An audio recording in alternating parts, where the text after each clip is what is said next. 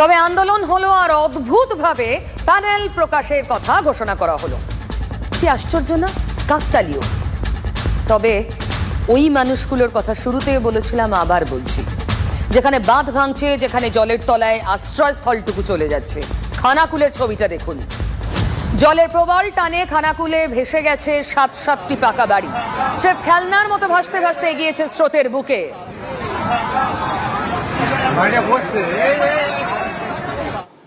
জল নামছে, ধ্বংসস্তূপ বেরিয়ে আসছে। দ্বারকেশ্বরের বাঁধ ভেঙে তলিয়ে 7টা পাকা বাড়ি ভেঙে চুড়ে একে অন্যের গায়ে উল্টে গিয়েছে। এই অবস্থা, হানা পড়ে গিয়েছে, বাঁধ ভেঙে গিয়েছে, যার ফলে 7টি বাড়ি একদম সম্পূর্ণভাবে ভেঙে গিয়েছে। বাড়ির ছাদ উড়ে গিয়েছে জলের তোড়ে ঠিক এইখান থেকে 100 মিটার দূরে, এবং বাড়ির ছাদ উল্টে পড়েছে, বাড়ি এখানে ডুবে গিয়েছে। এই রকমই অবস্থা খানাকুলের তালিতে। কিন্তু কেন হলো এমন বিপর্যয়? ছবি দেখুন আবার। নদী বাঁধ ভেঙে রুদ্রমূর্তিতে জল ঢুকেছে গ্রামের ভিতর। স্রোতের টানে ভেঙে গেছে 7টা পাকা বাড়ি, অসংখ্য মানুষ ছাদহীন। জনপদ হয়ে গেছে নদী। জল নামছে, ভাঙা বাড়ির কাঠামো যেমন চোখের সামনে ভেসে উঠছে, তেমনই উঠে আসছে আরো অনেক নির্মম সত্য। দ্বারকেশ্বর নদীর জলের চাপেই এই বাঁধ ভেঙেছে। যদিও এলাকার মানুষজনের অভিযোগ, এখান থেকে কিছুটা গিলেই যে দ্বারকেশ্বর নদীর একদম ভেতরে ইটভাটা এবং পার্ক আছে, তার জন্য জল ওইখানে স্ট্যাগ হয়ে যাচ্ছে, এবং ওইখানে একটি লোহার ব্রিজ করা হয়েছে, যার ফলে যে সমস্ত নদী দিয়ে বয়ে আসে, পানা থেকে আরম্ভ করে যে সমস্ত আবর্জনা বয়ে আসে, সেইগুলো নদী বক্ষের মধ্যেই জলকে আটক করে দিচ্ছে, যার ফলে এই দিকে অত্যধিক জলের চাপ বেড়ে যায়। নদীর বুকে ইট ভাটা আর পার্ক বানালো কে? ঠিক আন্দাজ করছেন তৃণমূল নেতা, নাম সন্দীপ বর। আগে তিনি কিশোরপুর 2 পঞ্চায়েতের প্রধান ছিলেন।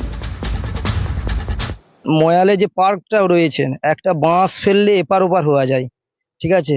সেই যে জলের প্রেসার আজকে বিগত কয়েক বছর ধরে আপ টু তেমনি থেকে ময়াল বন্দিপুরের মধ্যেই সমস্ত বাঁধ ভাঙছে, এবং জল ওখান দিক থেকে ওভারফ্লো মানে সুন্দরভাবে পরিষ্কারভাবে যেতে পারছে না। সেই জন্যে পুরো প্রেসারটা পড়ছে এই দিকে। যে ওই যে ময়ালে পার্কে করেছে নদীর ভিতরে, ওইটা তো করা উচিত নয়। আপনাদের বারবার এই যে দান ধ্যান দিচ্ছেন, আপনারা দান ধ্যান দিয়ে কত জোগাবে? হ্যাঁ, নদীর ভেতরে তো বটে, অবশ্যই নদীর ভেতরে একদম। আমাদের নদীটা এখানটা যতটা আছে, এর 4 ভাগের 1 ভাগ আছে। ওই জায়গাটা পুরো সরু করা আছে। মহিলা যে পার্কটা করেছে ওখানটা তো একেবারে সরু করে দিয়েছে। ওই পার্কটা আমরা ভাবালে তো কেউ ভাববে না, যদি উপর মহল ভাবায় তাহলে কিছু করতে যদি পারে তাহলে পার্কটা। জানিয়েছিলেন ওইগুলো নিয়ে? হ্যাঁ, এর আগে জানানো হয়েছিল, প্রশাসন থেকে কোনো ব্যবস্থা নেওয়া হয় না বা নেয় না। তাহলে বুঝে গেলেন তৃণমূল নেতার পৌষ মাস আর এই পাবলিকের সর্বনাশ। এই জায়গায় পরপর 2 বছর হানা হয়েছে। 2021 সালে এই জায়গাতেই হানা হয়েছিল। এখানে এই যে বাঁধ নির্মাণ হয়েছিল তার বোর্ড পর্যন্ত দেওয়া আছে, এবং আমরা যেটা দেখতে পাচ্ছি 2021 সালে বাঁধ যে মেরামত হয়েছিল, নির্মাণ হয়েছিল নতুন করে, তার এই যে শাল বোল্ডার দেওয়া আছে, শাল বোল্ডার দেখতে পাচ্ছি। কিন্তু ঠিক যেখানেই এই শাল বোল্ডারটা শেষ হয়ে গিয়েছে, তারপরই আবারও বাঁধ ভেঙে গিয়েছে। বাঁধ বাঁধা তো আমার মনে হয় গাফলতি রয়েছে। যে বাঁধ বাঁধ সাধারণ মানুষ অনেক করে বলেছিলেন যে ওখানটা জল গলছে, জল গলছে, জল গলছে, জল তবু অনেকবার করে বলা হয়েছিল, কিন্তু কোনো সদুত্তর পাওয়া গেল না।